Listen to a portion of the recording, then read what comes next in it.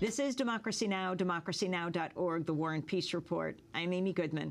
Michael, I wanted to ask you about an execution that took place on September 21st, the execution of Troy Anthony Davis in Jackson, Georgia. Despite the significant doubt that has been raised around his case, 1989, the killing of a white off-duty police officer, Mark McPhail. Troy Anthony Davis is convicted, sentenced to death. 7 of the 9 non-police witnesses recant or change their testimony. He has 4 death warrants signed for him. Ultimately, though, and Democracy Now! Was there on the death row prison grounds in Jackson, September 21st. Quite astounding to see this process play out. Troy Davis will be buried on Saturday in Savannah, where he grew up. The point person in the Supreme Court was Justice Clarence Thomas, not far from where Troy Davis grew up. He grew up in Pinpoint, Georgia, which was a community founded by freed slaves. But ultimately, there was no stay of execution from the Supreme Court. Let me play a clip of Troy Davis speaking during an Amnesty International conference call that his sister Martina hooked up in 2009. This is just the beginning of something that's about to blow up to the point wherein we're going to see some sort of success. We're going to win this fight. We're going to continue to open our eyes. We're going to continue to open these prison doors. We're going to continue to hold accountable all those that are in charge of these unjust systems. And we're going to force them through our actions and our humanitarian work to do what's right instead of just turning the other cheek. Because there is no reason why innocent people should not have an opportunity to prove their innocence. Time should not be an issue, especially when someone's life is in jeopardy. Together, we're going to work this out. I'm going to walk free, and we're going to have a day of celebration once again. But this time, I'm going to be on the outside of these prison walls working to help others as well. That was Troy Davis speaking from death row in 2009 in a conference call that was hooked up. Michael, you have responded to his execution.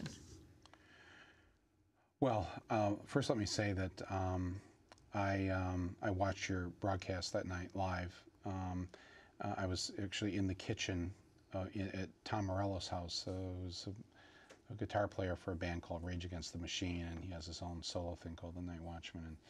And so I was out in L.A. on my book tour, and I stopped over to his house to have dinner, and he and his wife and their 2 little boys, and we just stood there in the kitchen watching you on this little tiny kitchen TV set, and we couldn't talk. We were paralyzed by what we were watching, and it was just. And then after the execution, a man, tall man in bibbed overalls, African-American man, came up to you. He wanted to say something, and you gave him an opportunity to speak. He's the kind of guy that the mainstream media would never allow on camera. And he stood there and eloquently, in his own way, begged people to boycott the state of Georgia. Do not buy Georgia peaches. Do not buy Georgia pecans, he said, right? Do you remember this? He went down this whole list of things, and he was just right into the camera, just reaching right out to every one of us saying, please, yes, this may hurt. Let's go to the moment after the execution. The court-ordered execution of Troy Anthony Davis has been carried out. The time of death is 11:08 p.m. At this time, the media witnesses will be coming out to give their first-hand account of what happened during the execution. The coroner's van will be coming out very shortly. It will be a black van. Media will be able to move up to get video of that van. At this time, we may have some people who were at the actual execution who may come out to do interviews. We will wait for them to come out, and we will be sitting in the same area if they do choose to do interviews. But again, the time of death is 11:08. Again, prison official sharing the news that Troy Anthony Davis was executed at 11:08. That was the time of death. I'm standing with Wesley Boyd, and I'd like to say there's been a travesty of justice, and I'd like to tell America ought to be ashamed of itself, and God help America And if you're alive in America, please don't come to Georgia. Don't come to Georgia. Don't buy any Georgia pecans. Don't buy any Georgia peaches. Don't buy any trade with Georgia, the whole world. Don't buy anything with Georgia.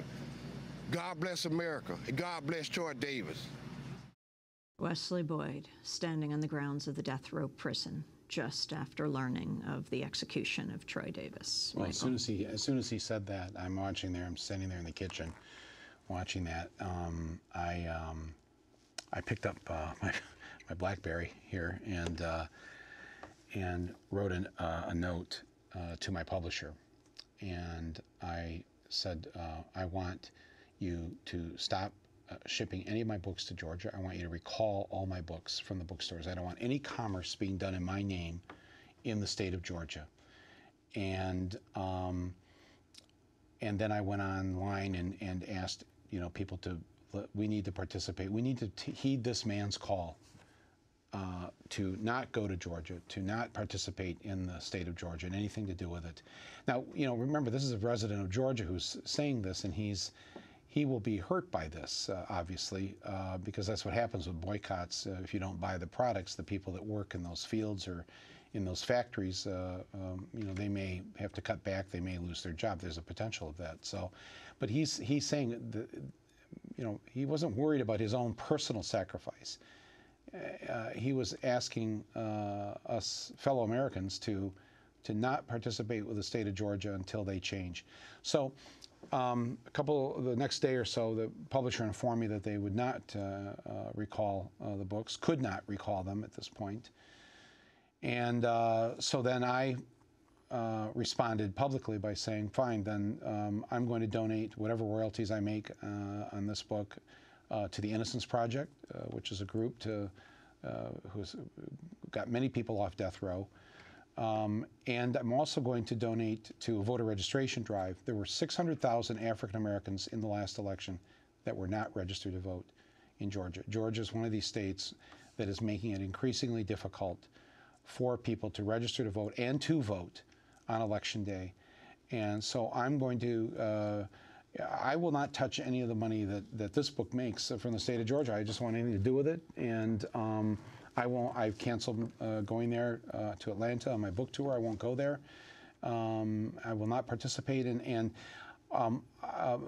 myself and my website guys, we've been talking to some the African American students at Morehouse and some of the colleges down there.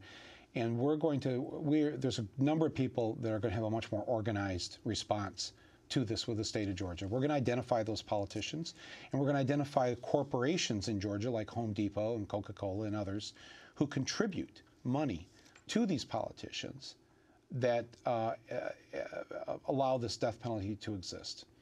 Can I say too that I come from the state of Michigan. We were the first English-speaking government in the world to outlaw the death penalty back in the 1840s. We have never had, as a state, the death penalty in Michigan. I was raised with that. Even Republicans in Michigan, nobody would even think of putting a measure on the ballot to have the death penalty. It's immoral. You do not have the right to take another human's life unless it's in strict self-defense. And in fact, you worked on another campaign for another death row prisoner. Well, yes, I talk about this in the book. There's a chapter called The Execution of Michael Moore, and that execution is not referred to mine because I'm still here, but of this man on death row in Texas whose name was Michael Moore. And one night they were showing the inmates one of my films, and he saw my name and me there in the movie, and he wrote to me and he said, I have your name, and but they're going to kill me, and can you help me? So I started an internet campaign. This is about 10, 11 years ago, to get him freed from death row. He didn't say that he didn't commit the crime, but to be put to death was just simply wrong. It is cruel and unusual punishment. And we got a big campaign going on the internet. A lot of letters were sent to Texas. A lot of attention was paid to it.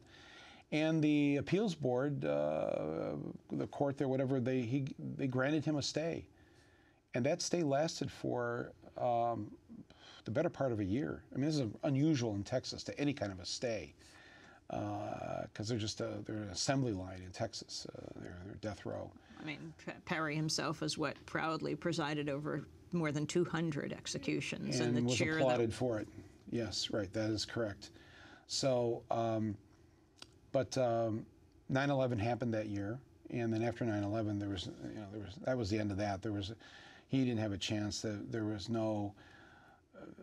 People did not want to stop the execution of a murderer, and we as a country just started to sink, into this bloodlust of who can we invade, who can we kill. It was on so many levels, the sort of mean-spirited, sick nature was just opposed to everything that I was raised with in that Irish Catholic household. It was just against everything I believed in. Back on the Morehouse students, it was Morehouse and Spelman students that night, September 21st, who marched on Jackson. The corrections officers only allowed like 150 people inside a vigil pen, a protest pen. And we actually had to fight to be able to be near the pen, to be able to talk to people. Because the way most people do it, the reporters, is they stand up quite a distance away, and it's just the backdrop of the prison. But I mean, the point of television and radio is to let people speak for themselves, like Wesley Boyd, who you just heard. That was a mighty battle at the beginning. But the students marched and were across the street, the intersection of the prison. There were almost 1,000 people there. It's hard to see because we were inside the prison grounds. These kids from Spelman, the kids from Morehouse, and it was at about 7 o'clock, the time of this original time of the execution. A roar went up, and you see how grapevine information works, because everyone thought, I was there in the pen. Ben Jealous was there, the CEO of NAACP and the chair of the board of the NAACP, and Larry Cox, head of Amnesty International USA. And so everyone just took that to mean there was a stay, and they were leaping on each other, laughing, crying, saying, "We have achieved it." But then very quickly someone walked up and said no. Right. The Supreme Court had issued a temporary reprieve, which meant that it might put it off for an hour. And maybe someone was having dinner. Exactly. That's right. That's right. Can I just say, though, and if you'll just let me say this and just accept the compliment, what's so great about you and this show and the Pacifica stations is that you do give voice to people. And when you turn to that man, I mean, here's a guy in bibbed overalls, right? It looked like he might have had a tooth missing. I got to tell you, nobody in the mainstream media is going to go to that guy and you just turned the microphone over. You had no idea what he was going to say. The fact that you exist, you're our stand-in, really. I mean, you're our conduit to people like Wesley Boyd, a man we'd known. Who knew Wesley Boyd? His family. Yes, well, yes, and his friends. But most Americans don't get that pulpit, don't get that soapbox, don't get that chance to speak to other Americans. The fact that this show, the fact that you went down there and did that and would just generously turn the microphone over so that I, standing in a kitchen in Los Angeles, could hear his voice and be motivated myself to say, whoa, he's right, I've got to do something. I can't, I'm not in Georgia, but I have to do something.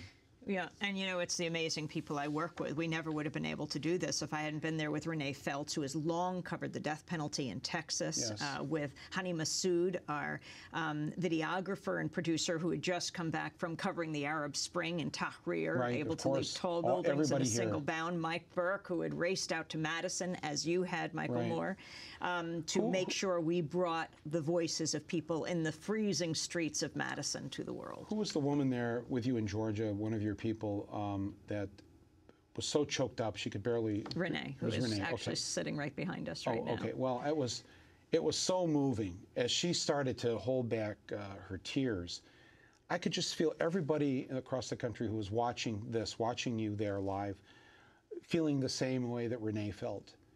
How we could do this in our name, murder a human being like this. It was such a profound and powerful moment. It is why this television, the internet, all these things can be such a force for good. And folks, again, Troy Davis will be buried on Saturday morning in Savannah, Georgia. If you want to see the full coverage of that night, you can go to our website at democracynow.org.